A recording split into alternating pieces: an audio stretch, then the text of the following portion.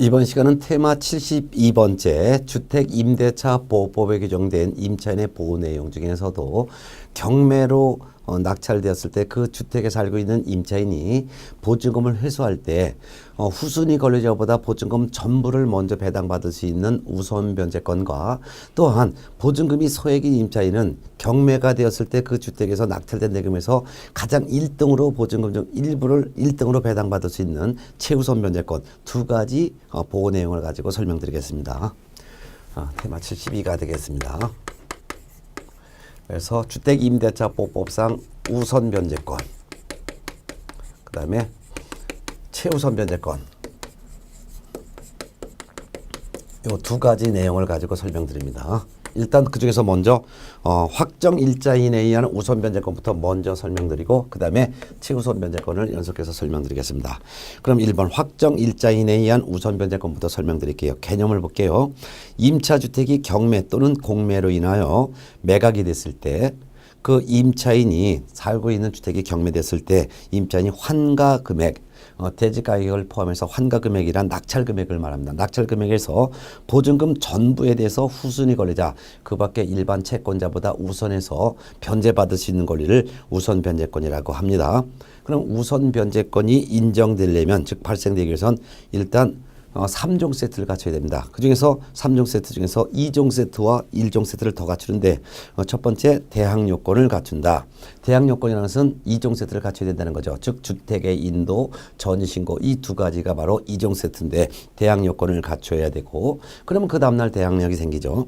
그 다음에 임대차 계약서의 확정 일자까지 봤습니다. 임대차 계약서라는 계약서에 이 계약서를 가지고 읍면 동주민센터라든가 또는 이제 법원이나 공증사무소가 사에 가서 공증사무소나 법원에 가가지고 계약서 확정일자 도장을 받으면은 이게 바로 3종 세트예요. 그러면은 그날부터 우선 변제권이 발생되고 이 주택이 나중에 경매되었을 때 보증금을 배당받을 때 임차인보다 후순위로 설정된 권리자보다는 보증금을 전부 먼저 배당을 받을 수 있는 권리가 우선 변제권이 이제 인정됩니다. 기억번 확정일자는 주택 소재지 읍면 동주민센터에서 받아도 되고 시군구의 출장소 또는 지방법원, 그 밖에 지원, 등기소, 공증인 이런 데서 이제 확정일자를 부여받는데 확정일자 도장을 찍어주는 기관을 확정일자 부여기관이라고 합니다.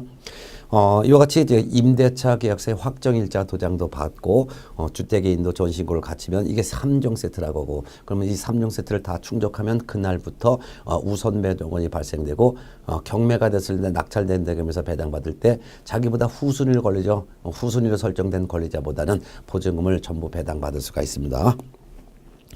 니온번 확정일자 부여기간은 해당 주택의 소재지 확정일자 부여한 날짜 차임 및 보증금을 이제 확정일자 부여기간은 별도로 기록을 해야 되는데 이 기재한 내용을 어떤 장부에다 기록하냐 확정일자부라고 하는 장부에다가 기록을 해 놔야 됩니다.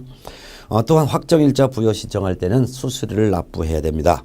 주의할 사항은 우선 변제 요건을 갖췄다 하더라도 임차권은 채권이지 물건으로 바뀌는 것은 아닙니다. 그래서 물건이 부여되는 것은 아니기 때문에 임대차 기간이 끝났을 때 임차인에게 경매 신청권이 부여되는 것은 아닙니다. 그렇기 때문에 임대차 기간 끝났을 때 보증금을 주지 않았을 때 바로 경매를 붙일 수는 없고 경매를 붙이려면은 임차 보증금 반환 청구 소송을 제기하여 판결문을 받아야지만 판결문 첨부해야지만 경매를 신청할 수 있게 되는 것입니다.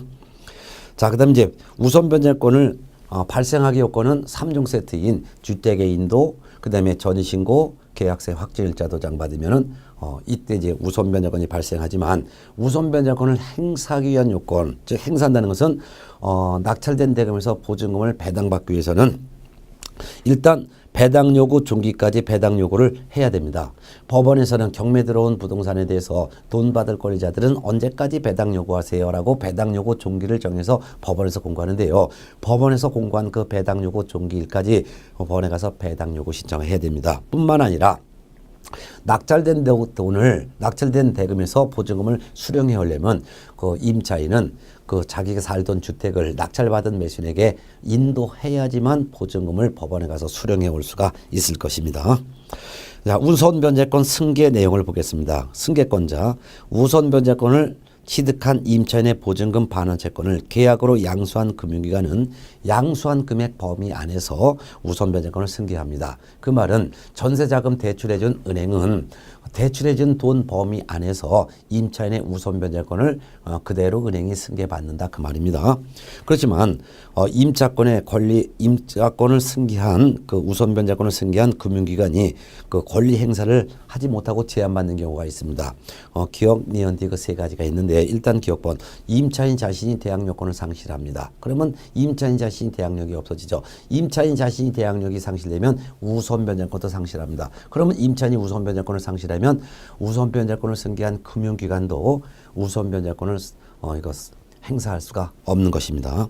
또한 니은번 임차권 등기 명령에 따른 임차권 등기가 말소된 경우 그 말은 임대차가 끝났는데 보증금을 주지 않아서 임차인이 주택소재지 법원에다가 임차권 등기해달라는 신청을 하여 등기가 됐습니다. 그런데 등기해놓고 임차인이 다 퇴거해버렸어요. 퇴거한 상태에서 임차권 등기가 말소되면은 임차인의 대항력이 상실됐고 임차인의 대항력이 상실됐으니까 우선 변제권도 같이 상실돼요. 그러면 우선 변제권을 승계한 금융기관도 우선 변제권을 행사하지 못한다 그 말입니다. 또한 디귿번 민법 621조 규정에 따라 임차권 등기를 한 임차인이 임차권 등기해놓고 나서 집을 다 퇴거했어요. 그리고 그 등기를 말소한 경우 이때도 역시 임차인 자신이 대항력이 없으므로 우선 변제권도 상실. 임차인이 우선 변제권 상실했으니까 우선 변제권을 승계한 금융기관도 우선 변제권을 행사하지 못한다 그 말입니다. 주의할 사항 봅니다. 금융기관 등은 여기서 금융기관 등이란 우선 변제권을 계약으로 양수한 금융기관입니다. 금융기관은 우선 변제권을 행사하기 위해서 임차인을 대리하거나 대위하여 임대차 계약을 해지할 수 없습니다. 정보 제공 요청에 대한 내용 보겠습니다. 임차 주택에 대해서 이해관계가 있는 자가 있습니다. 예를 들면은 이 주택을 새로 매수하려는 사람 또는 낙찰받고 싶어 하는 사람이 바로 이해관계인인데요. 이해관계인은 임대인의 동의를 받지 않고도 확정일자 부여기관인 읍면동주민센터 또는 법원, 공증사무소 이런 데 가가지고서 확정일자 부여, 여기 주택에 살고 있는 임차인의 확정일자 부여한 날짜 그리고 지금 현재 살고 있는 임차인의 차임 보증금, 임대차 기간에 관한 정보를 제공해 줄 것을 요청할 수가 있습니다. 이런 정보 제공 요청을 받으면 확정일자 부여기간은 정당한 사유 없이 거절하지 못합니다.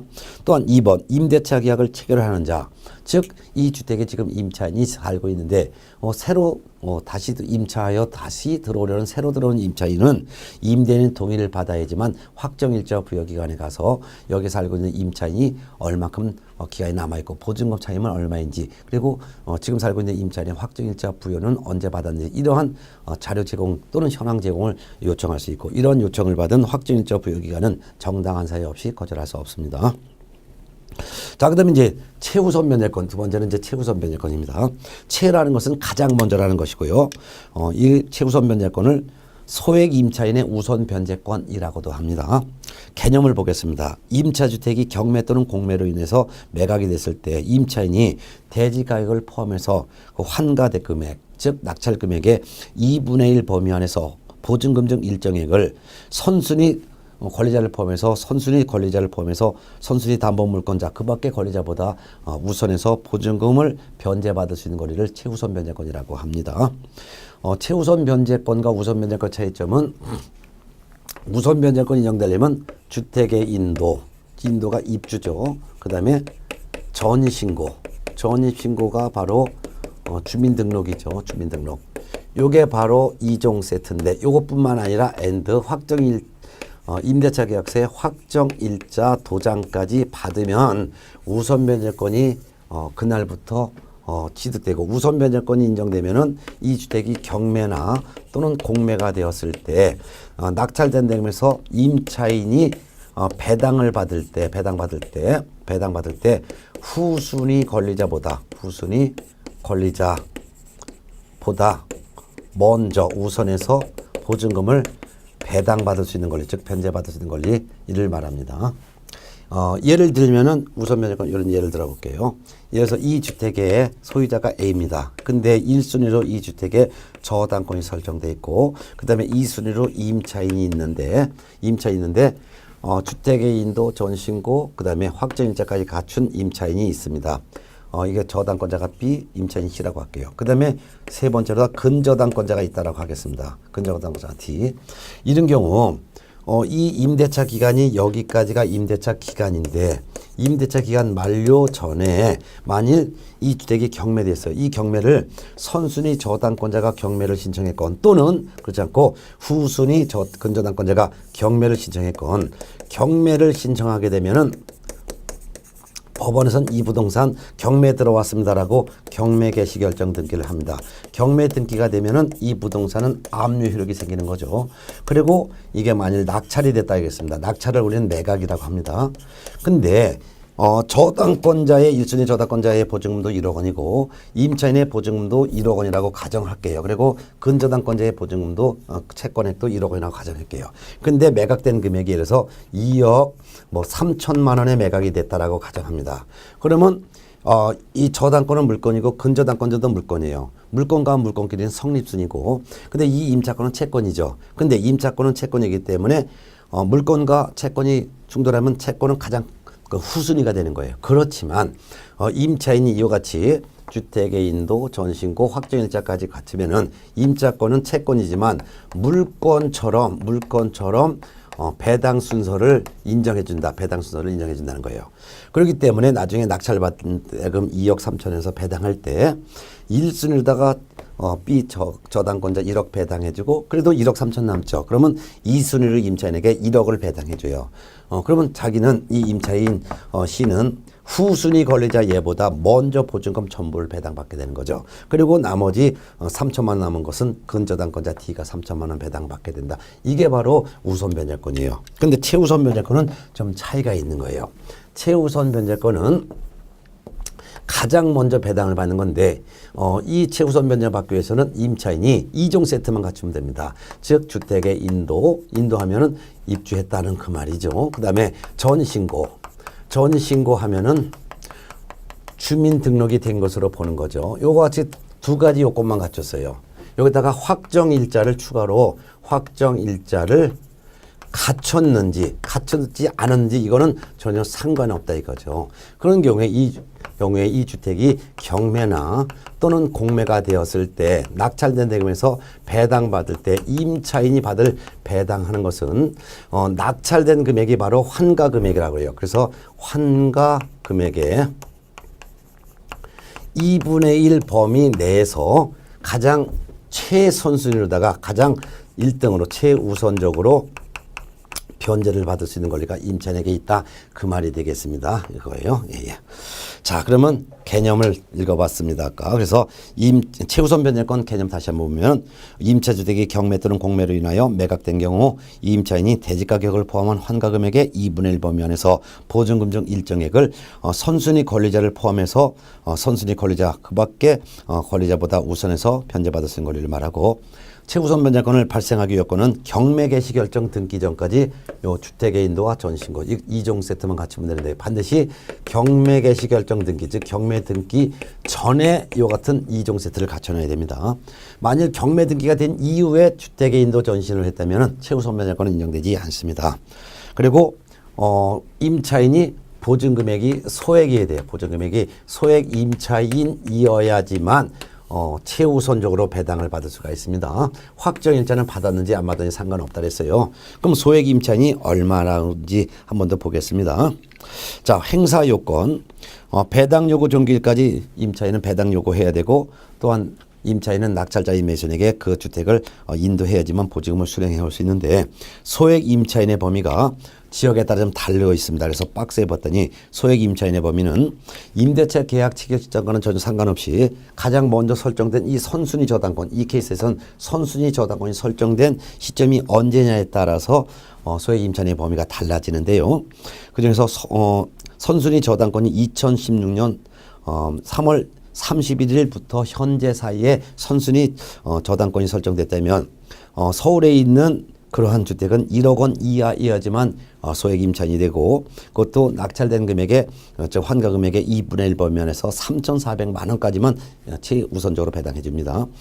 니은번 그 주택이 수도권 중에서도 과밀 억제권역에 있는 주택이거나 인천 광역시 안에 있는 주택인 경우 인천이라 하더라도 옹진군 강화군을 제외한 인천광역시 내에 있는 그런 주택인 경우는 8천만 원 이하의 임차인이어야지만 소액 임차인으로 보고 그것도 낙찰된 환가 금액의 2분의 1 범위안에서 2,700만 원까지 1등으로 최우선적으로 배당해 줍니다. 그 다음에 세 번째는 그 주택이 인천광시를 제외한 광역시 지역에 있는 주택이거나 또는 세종특별자치시에 있는 주택이거나 경기도의 안산, 용인, 김포, 광주시에 있는 그런 주택이라면 6천만 원 이하의 임차인이어야지만 소액 임차인이고 그것도 환가 금액의 2분의 1 범위안에서 2천만 원까지 1등으로 배당해 줍니다. 그 밖의 지역인 경우에는 5천만 원 이하의 임차인이어야지만 소액 임차인이고 1,700만 원까지만 최우선적으로 배당해 줍니다. 주의사항 보겠습니다. 하나의 주택의 임차인이 2명 이상이고 이들이 그 주택에서 가정공동생활을 하는 경우에는 이들을 한 명의 임차인으로 보아 이들의 각 보증금을 합산합니다. 예를 들면은 주택 임차인이 배우자와 자식이 있어요. 근데 방을 2칸을 따로따로 빌렸어요. 방 한 칸을 6천만 원, 또 방 한 칸을 또 6천만 원. 그러면 두 개 방 한 칸이 6천만 원씩 빌렸으면 2칸을 합치면은 1억 2천이 되죠. 물론 방 한 칸은 본인과 배우자가 그리고 또 방 한 칸은 아이들이 살 방으로 별도로 임대차 계약을 체결했다 하더라도 본인과 배우자와 자식은 가정공동생활하는 것으로 보기 때문에 이들 전체를 하나의 임차인으로 보아 보증금은 1억 2천이 되는 것이지 따로따로 6천만 원씩 인정되는 게 아니라는 뜻입니다. 그 다음에 이제 2번 소액 임차인이 아닌 자가 경매 등기 전까지 소액 보증금으로 보증금액을 감액한 경우에는 나중에 소액 임차인으로서 최우선 면제 받을 수가 있습니다.